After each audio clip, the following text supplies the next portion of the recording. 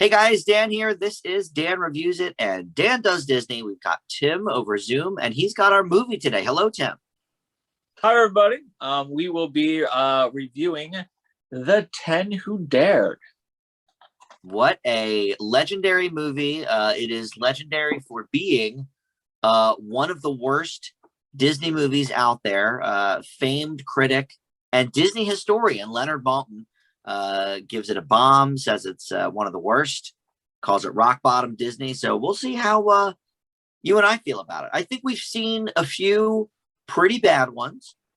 And I'm not sure if this ranks up there with them or not. So we'll talk about it. You have the DVD because we've been swapping it around. It is not on Disney Plus. In fact, even this is kind of hard to track down. It's only available on the Disney Movie Club.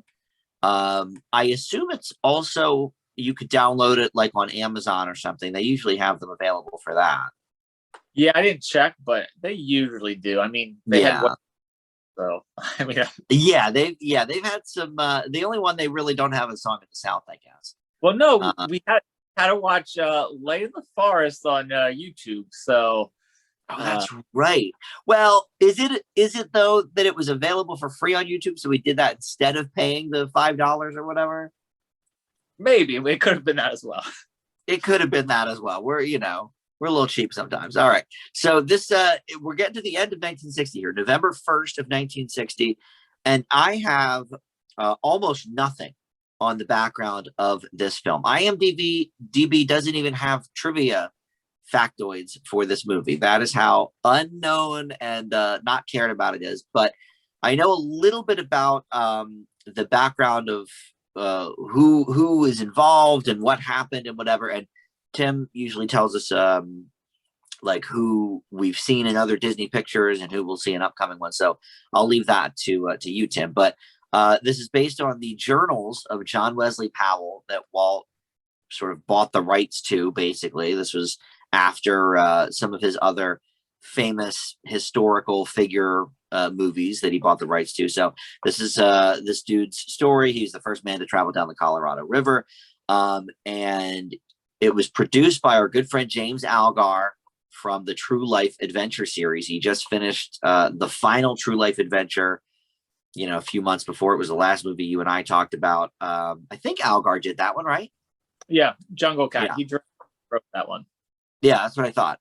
So we got him, and they have Lawrence Edward Watkin as the screenwriter here, who has been behind a few different of the historical Disney pictures.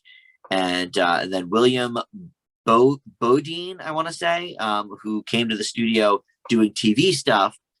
He did Westward Ho! The Wagons, and he is here as well as a part of that. So that's really all I have. I mean, it was, filmed on location in some of the Colorado stuff because Algar got a film crew together, went to Arizona, and did some footage there about the legendary river runner. Otis Doc Marston was in tow to film a lot of the river scenes and stuff. But that's really all I have. It was released on VHS in the 80s, and this DVD is the only DVD that exists from 2009, and it's a direct transfer from the VHS. Tim will attest. This was a bad looking movie. You have the what do they call those black spots, Tim, that tell you to change the reels? The reel marker. A lot of people call them cigarette burns. As the cigarette burns. I think that's how I've heard them referred. Yeah, maybe.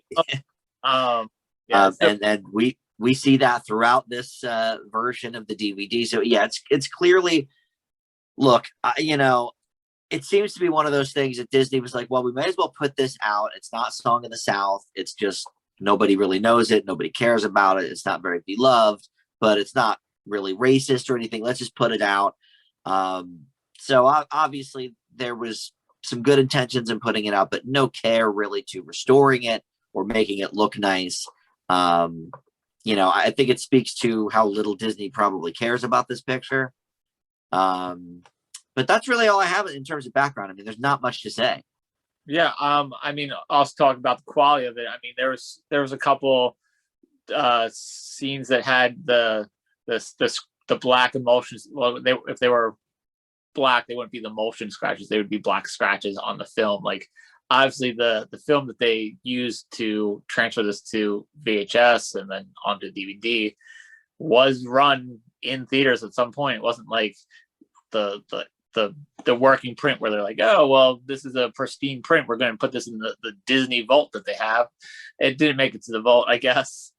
Yeah, it's definitely not from the masters, which is funny because we've seen so many. I mean, I have shorts that Walt did, silent shorts from the 20s that look so much better than this.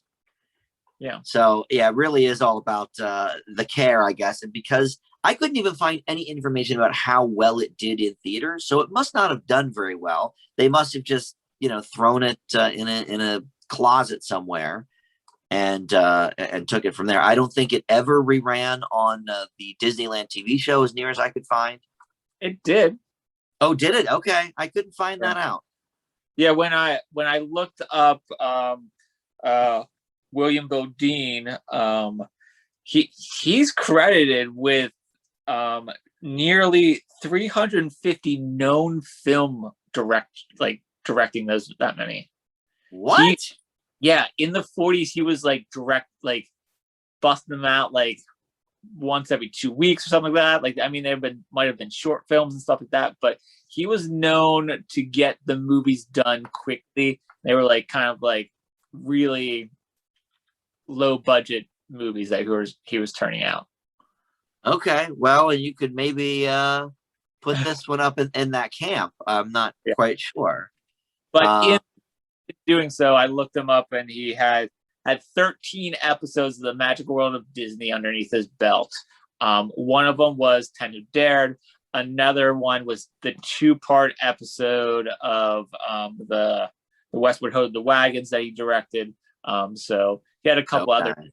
He had had Kevin Corcoran doing 2 movies called Moochie's Does Something. I was like, is this Moochie from the Shaggy Dog? I bet it is.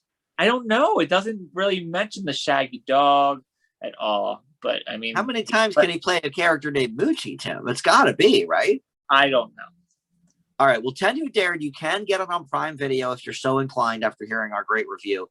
For $3.99 to rent, $9.99 to buy. The DVD is available on Amazon for $52.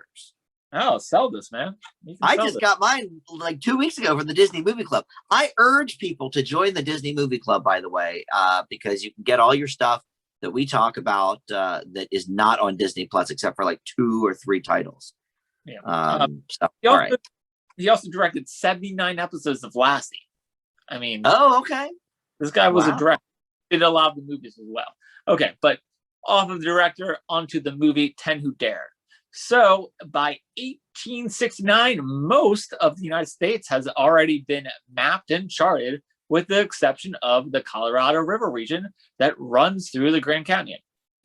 Ex-Union Army Major John Wesley Powell, who is also a geologist, is tasked with mapping it. But finding trustworthy, skilled men is a hard thing to do after the Civil War.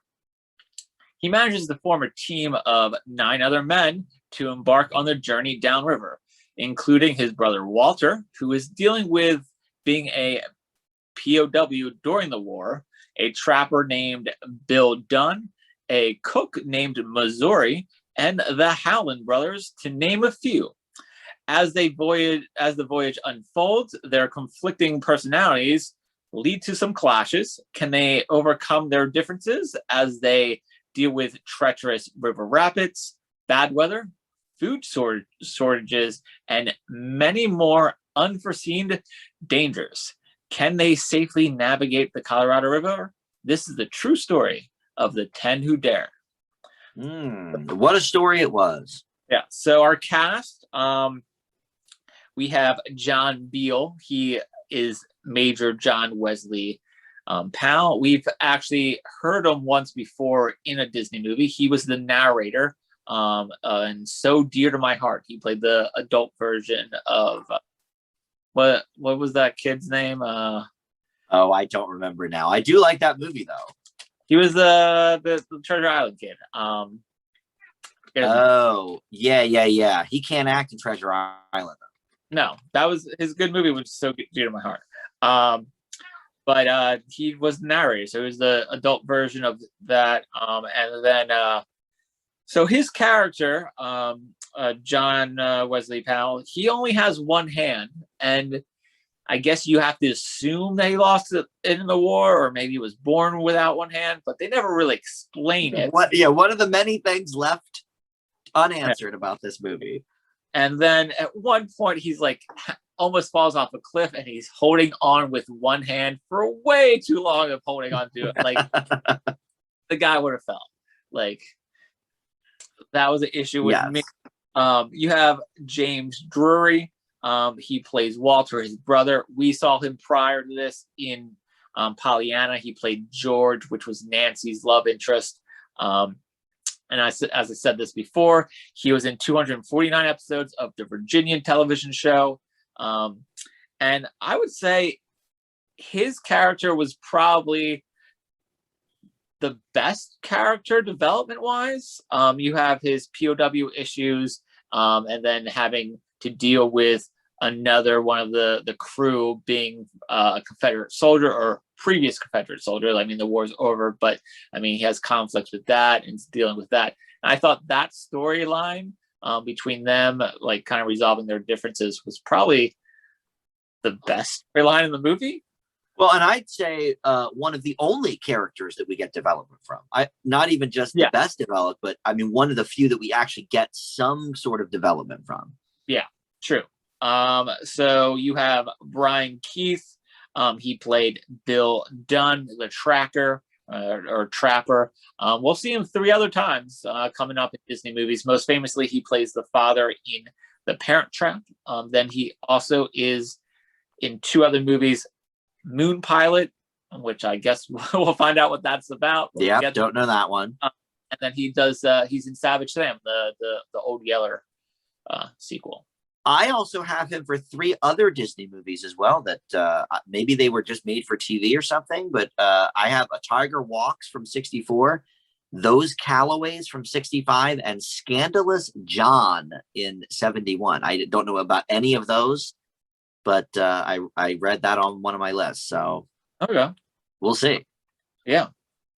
So we have David Stollery. We've seen him once before. In this movie, he plays Andy Hall. He was a Mouseketeer. He was in maybe he wasn't a Mouseketeer. He was in the Marty in the Spin and Marty television show, part of the Mickey Mouse Club. So I guess he wasn't an official Mouseketeer. But we've seen him once before. He was the older son in Westward Ho, the Wagons, which makes sense if he worked with William Bodine in Westward Ho, the Wagons, and Spin and Marty, because that was one of the television shows that he did. Makes sense that he cast him here. He played, I thought his Irish accent was pretty good, I thought, compared to the crappy Irish accent that, what's his name? James MacArthur had in Kidnapped. I thought I already forgot about Kidnapped. That movie was bad. So his character is, he's the guy with the dog in this one.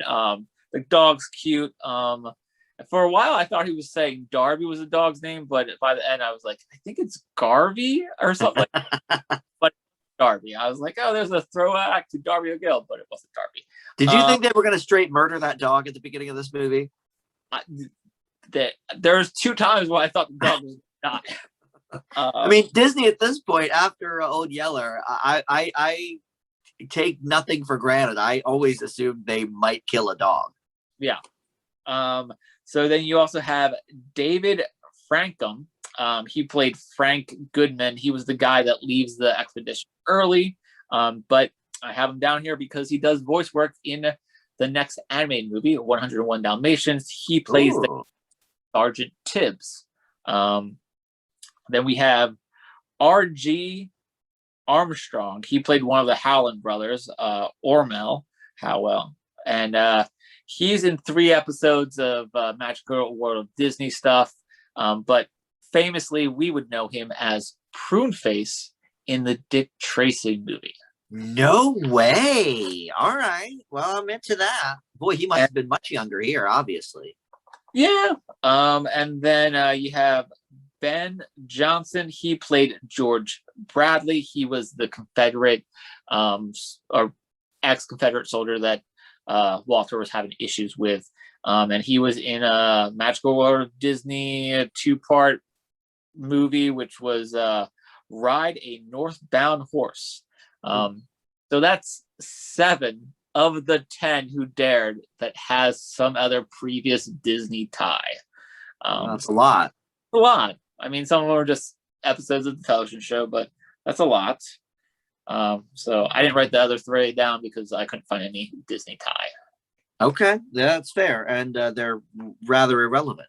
But you just in that, couple minutes synopsis there, you gave us a lot more detail than we get about these guys in the intro. One of my least favorite parts about this movie, before we even get into the plot, I guess, is how there's like a reporter, sort of shouting at them from, "Oh, what's your name?" And then they all say, it's almost like they were doing a Mouseketeer, fanfare where they all announce each other's names or something. But then that's all we get. They don't really say anything about themselves, "Oh, my name's this. My name's this." Okay. It was like such a odd way and confusing way to, get us to know any of these people. Yeah, I mean, I feel like it would have been better if what's his name? The Major Pal, he would just answer the reporter's question, because the reporter was like, "Who else do you have with him?" He's like, "I don't have time for this. You ever ask them themselves?" And they get to the boats and they push off. But if right, like, "Oh, here's my first command, blah blah blah. Here's my second command. Here's my brother. There's the Howe brothers, so and so." Like, instead of this, the reporter being like, "Hey, what's your name?"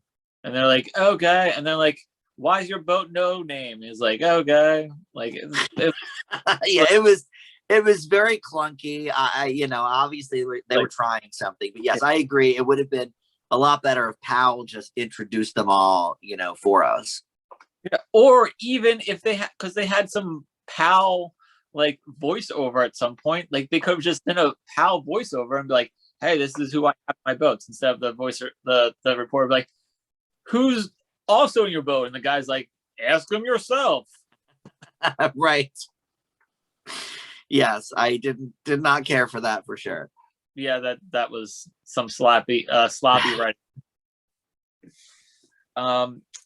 So I mean, the other minor character arc that you have, I would say, would be Missouri the cook, who won't say his name because I think he's probably on the lam or something like that, but he's an alcoholic, and then that's one of the reasons why the boat gets destroyed, because they have a stupid fight over alcohol. But I feel like by the end of the movie, he kind of redeems himself. He's like now like doing the cooking, and like he like decides to go with Pal at the end. So I feel like he's the only other one that has kind of a character arc. Yeah. Besides just being, "Oh, I have a dog with me," like. Yeah. And then so my positives, besides just those 2 character developments, is like the scenery is nice. They obviously they had James Algar there, who done True Life Adventures. He knows the people to get good scenery shots. The river rapids at the end, where you actually see the boat going down the rapids, I thought that was pretty exciting. Did you think, before that scene though, I thought, at least from how it looked, again, it was a bad print of the movie, but it looked like just a really bad green screen most of the movie until that end part, whenever they were on the river. They would interchange it. I mean, because when the first boat crashed, you have that one guy going down the rapids by himself. But yes, they would have the close-up shots of them was definitely green screen.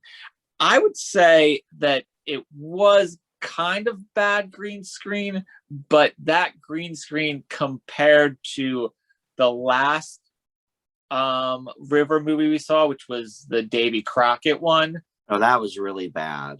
That one was really bad. But that was a TV movie, so you have to assume the budget was much lower. Yes, the budget was a lot lower. But then the last movie that we had a green screen in was Toby Tyler when they were on the carriages, and I thought this was a slight bump up. Yes, I thought the quality of the movie was bad, but I thought for the first couple glances of it, like it took me a while to be like, oh, that is green screen. But then after I realized that, I was like, okay. But I thought it was slightly better than some of the previous green screens we saw. Yeah, I definitely don't think it's as good as not that the Toby Tyler one was good, but I would say this is slightly worse than that. But I feel like they were also doing a lot more because it was, on the rapids and stuff. It was a little more than just a carriage ride. But I mean, also the place in history of this was filmed probably in '59. They use green screens all the time for movies. Like if you see, yeah. No, you're not wrong about that. Yeah. And I do agree that some of the footage, obviously with Algar on hand, that is definitely one of the positives of this film. Yeah. What about the music? Jolly Rovers. Oh, I didn't even write down the songs. The Jolly Rover song. Yeah, they had a couple songs in here. They weren't really that memorable because I didn't write them down afterwards. Yeah, they had Jolly Rovers, and then they had Roll Along. Which now that I think about, I thought the Roll Along, the song wasn't good, but what was happening in the song was the resolving the conflict between Walter and George with the POW stuff. So because they start singing together, and you're like, okay, that's the only good story arc in this whole movie. Yeah, but a lot of the characters make really bad decisions. So, like you have the one guy spitting tobacco at the rattlesnake and playing with it. Why did he kept doing it too? And then he was like, oh yeah, I'd do it again too.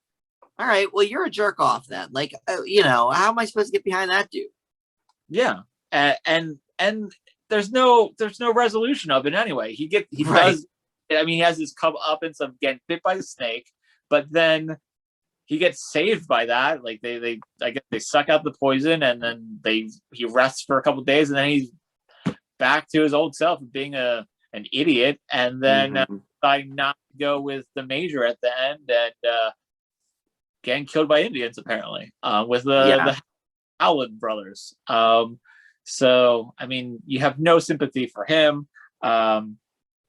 It's very slow pacing. Like the river, it has a very Mirandering plot. It just kind of goes all over the place. You're just like, here's some fossils, here's this. Everybody thinks that the captain's, the major's finding gold, but no, he's just looking for fossils. Do you think a lot of that is from James Algar? I know he didn't direct it, but just knowing, in the true life adventures, the eye is more on the beauty of nature and not really a cohesive storyline and stuff.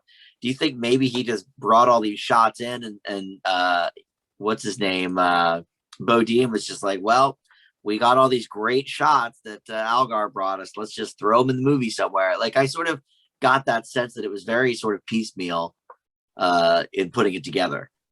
Yeah, I mean, even if Algar got all these great shots of the nature and the river and stuff like that, it doesn't mean he has to use it. But then something inserting in between it, like you're like, okay, we're going to kill a dog. Oh, wait, no, we're not going to kill a dog. Like everything that they had that they were putting in there just wasn't really that great. You had two fight scenes. One was on a boat. One was in the river. And like I said, with the Davy Crockett, we just talked about it with Zorro, how Zorro felt very choreographed and it was great. And then I was talking about Davy Crockett, where they're just like wrestle on the ground and fight. And it's just, I mean, it looked really bad. I mean, it went on for Yeah. too long. Like, that's not how people fight. So, I mean, there's not that much to really like. But seemed to me that this could have easily just been a Disneyland episode. I mean, the budget isn't that great. It doesn't make any sense. I'm not sure. I'm not sure what Walt's thinking was when he was like, let's put this in theaters as opposed to putting it on the TV show, because it seems to me much more suited for that. Yeah. And I mean, I guess there's some historical context to this. Like, this guy really went down the Colorado River in this fort. That's the only other thing I found is that they, in like 1969, they found one of the replica boats, the one that the main guy used. I think that's like, I did see that. Yeah. And then it's at the Powell Museum, wherever the Powell Museum's at. So yeah. But yeah, I mean, it's not a good movie, but is it the worst movie? And I will say, okay, here's what I think of it. Obviously Leonard Maltin, great noted Disney historian, thinks it is the worst. Since a few movies ago, I forget what movie we were talking about, when I revamped my grade, I think it was Kidnap, for The Littlest Outlaw. I said Littlest Outlaw really should be a D+ because it's pretty much the worst movie. I think this is right there with it. For me, this is a D+ movie. If we're calling Littlest Outlaw a D+, we'll put that down D+. That means that my C grade for Kidnap can go to C-. Yes. Now you're in line with what I did, Tim. Yeah. I would put this with Kidnapped at C- because I just don't think it's Littlest Outlaw bad. This movie, even though it's very slow pacing and the plot's kind of all over the place, and the characters make bad decisions, there's a couple characters that you can get behind. There's some story there with the characters. The Littlest Outlaw is just a kid dragging a horse. It's the famous horse that I stole. Yeah, look, I think they're both bad movies. I'm curious to see what Leonard Maltin thought of The Littlest Outlaw now that I'm thinking about it, but it was bad. I can't deny that. But I really think this is right there with it. And maybe here's what I think they should have done. Nowadays, you and I both know they take so many liberties with true stories. They add people, they subtract people, they change the thing. They should have just called it like 6 Who Dared, and then actually given us a little bit more about the characters and given us someone to actually focus on. The 10 is just too convoluted for a 92-minute movie. We don't learn anything about anybody except like 2 people. You mentioned the cook. It would have been, I think, much better if they did 6 Who Dared instead. Yeah. I mean, they don't really delve that much into half of them anyway, so they could have just called it the 10 Who Dared and just still give us, who cares about, they're like, okay, this guy goes away. That's fine. Don't give him much a story. But they could have just fleshed out the main 4 or 5, 3 or 4, little bit better, and still had those background ones. It would have been fine. It's just, and the lead actor, the major, is just very wooden. And he was not that good. We're gonna see him so many more times, Tim. Oh no, not that one. The one. Oh, okay. The guy who played Powell. Yes, John Thiel. Yeah, he wasn't very good. I mean, the jerk Brian Keith. I mean, that might have been his character. I thought his character, even though he was a jerk, I thought his acting was okay for that type of like trapper type of character. I didn't think it was bad acting. I just thought his character was a jerk and I couldn't really get behind him. But I can't fault that on him, but more of whoever wrote this. Yeah. Well, after this movie, that John Beale retired for a while. He came back and did a couple of things in the 70s and the 80s, but he didn't do another movie for 13 years, apparently, after Well, this. I am. Left the business. I would imagine it was not a great filming experience. Like, Probably not. I mean, yes, there was a lot of green screen work, but I guess, but you're, I don't know, were they ever on the river? I guess they were on the river for some of those shots. For a couple of them, yeah. A couple of the scenes. Yeah, and then, I mean, there was a couple fight scenes in the water. I mean, it probably wasn't the best working environment, and maybe he saw the movie afterwards and was like, maybe I should walk away for a little bit. Yes, I agree with that decision because he wasn't very good at it. That's for sure. All right, well, Tim, this was a bomb. Yes, and maybe that's also why you dislike this movie so much more. Well, we're basically at the same spot, but why you're giving it a little bit harsher grain is because 60 has been an okay year. We had some great finds in this year so far. We had Darby O'Gill. We had Third Man on the Mountain. We had Zorro. I mean, yes, we had. I really like Toby Tyler, to be honest. Toby Tyler. I mean, it wasn't up there with the other three, but Toby Tyler was a fun movie. It was good. We definitely have the stinker snooze fest of Kidnapped, but when you have this year full of like some surprises that we didn't even know about, I mean, and then we have this other could possibly be a great surprise. Like it's a big letdown. And then we're going to see, we've been building up now for Swiss Family Robinson for like the last 10 videos. Everybody that's ever been a part of a Disney project seems like they're in this movie. And that is the next one. Yeah. Well, we'll see if it lives up to the hype. I know. I really hope it does. All right. Well, Tim, thank you for another great video. We're almost in 1961 here as we move through the Disneys. And thank you for joining. We'll see you next time. Bye. Bye, everybody.